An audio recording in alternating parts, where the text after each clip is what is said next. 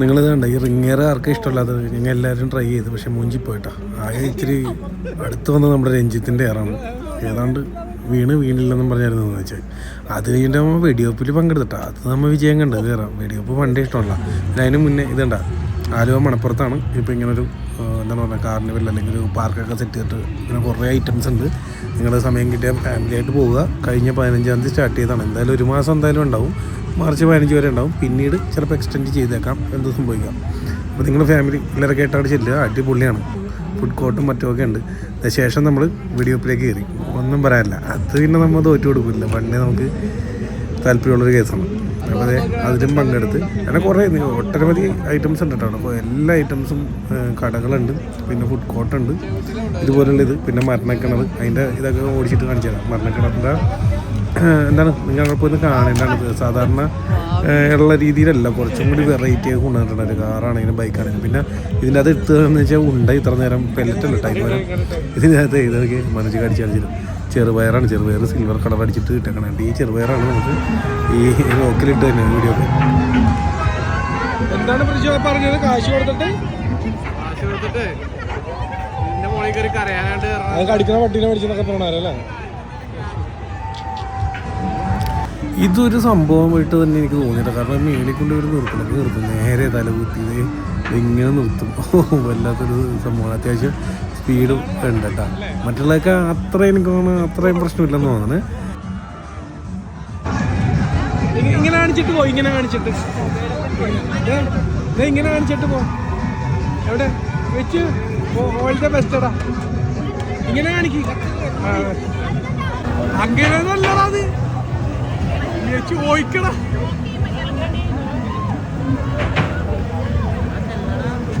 എടേ ജന്മം ചെയ്താ വിടരുത്. പിടിച്ചിരുന്നോ? കൈവിടല്ലേ. അങ്ങനെ നമ്മുടെ ടീം കയറി റൈഡ് തുടങ്ങണം കേട്ടാ. എല്ലാവരും ഒച്ചപ്പാടും ബഹളം വരുന്നുണ്ടാ. ഇതൊന്ന് അവിടെ പോയി കഴിഞ്ഞാൽ നിങ്ങൾ ഇതൊന്ന് എക്സ്പീരിയൻസ് ചെയ്യുന്നുണ്ട്. അടിപൊളിയാണ്. എനിക്ക് കണ്ടിട്ട് എനിക്കും കയറണമെന്നുണ്ടായി.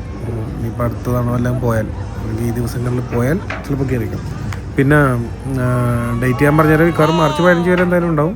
അത് കഴിഞ്ഞിട്ട് എക്സ്റ്റെൻഡ് ചെയ്യുമെന്ന് അറിഞ്ഞൂടാ. അപ്പോൾ നിങ്ങൾ അവിടെ ആരോടെങ്കിലും അന്വേഷിച്ചിട്ട് പോകുക. ഏതെങ്കിലും സംശയം ആലുവ ഭാഗത്തുള്ളവരോടൊന്ന് വിളിച്ച് ചോദിച്ചിട്ടൊക്കെ ചെല്ലുക.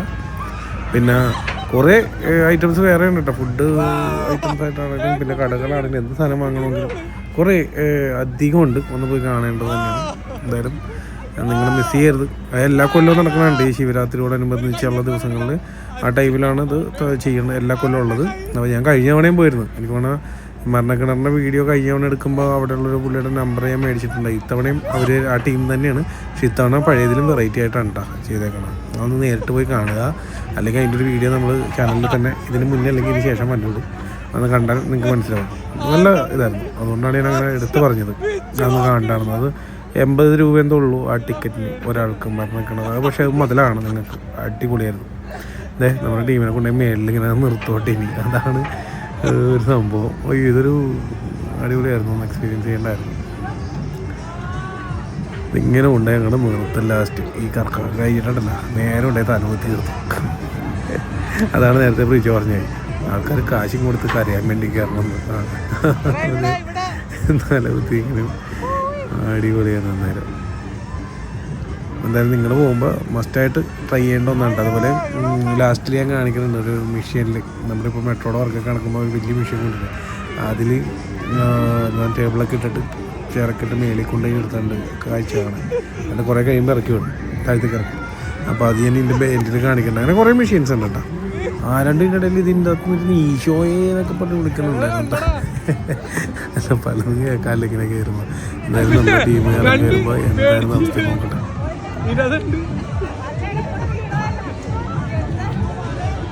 കണ്ണുണ്ടാടി നിറഞ്ഞിരിക്കണ. അല്ല കണ്ണറിഞ്ഞ് ഇങ്ങോട്ട് നോക്ക്. കണ്ണറിഞ്ഞിരിക്കണ കരയണായിരുന്നോ? ഇല്ല. കണ്ണ് പറയണതെല്ലാരും കരയണായിരിക്കോ? സന്തോഷ കണ്ണീരടിക്കും. ജീവൻ തിരിച്ചിട്ടില്ല. ഇതുപോലെയുള്ള നിരവധി മെഷീൻസ് ഉണ്ട് കേട്ടോ. ഇതിലും അവർ നമ്മുടെ ടീം കയ്യിലൊക്കെ കയറിയിരുന്നു. ഇതിനകത്ത് ഇതുപോലെ ഒരു വഞ്ചിയുണ്ട്. ഇതെടുത്തുകൊണ്ടിരുന്നപ്പോഴാണ് അപ്പുറത്തൊരു സൗണ്ട് കേട്ടിട്ട് ഞാൻ നോക്കിയപ്പോൾ നോക്കി വഞ്ചിയിൽ ഇരുന്നിട്ട് ഒരു ടീം കിടന്ന് ഒച്ചപ്പാടും ബഹവും കയറിയിട്ട്. അപ്പോൾ ഞാനിങ്ങനെ ആലോചിക്കുന്ന പേടിയാണ് എന്തിനകത്തേക്ക് കയറണത്.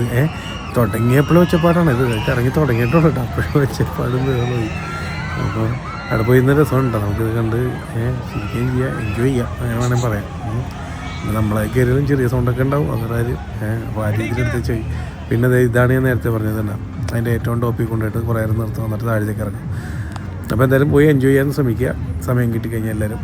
പ്രത്യേകിച്ച് വീട്ടിൽ പിള്ളേരുള്ളവർ കേട്ടോ, അവർക്ക് ഭയങ്കര സന്തോഷവും. പിന്നെ ക്യാഷും കയ്യിൽ വേണേ. ഇനി ഞാനിത് വീഡിയോ ഇട്ട് പണിയുണ്ടായെന്ന് പറയരുത്. പിന്നെ നമ്മുടെ ചാനലിലൂടെ ആദ്യമായിട്ടാണെങ്കിൽ വീഡിയോ ആണെങ്കിൽ ഇപ്പോൾ തന്നെ ഫോളോ ചെയ്തേക്കാം. ഇതുപോലുള്ള കാഴ്ചകളായിട്ട് അടുത്തൊരു വീഡിയോ കാണാം. Okay, by. മരണക്കിണർ പുറകെ ഉണ്ട്.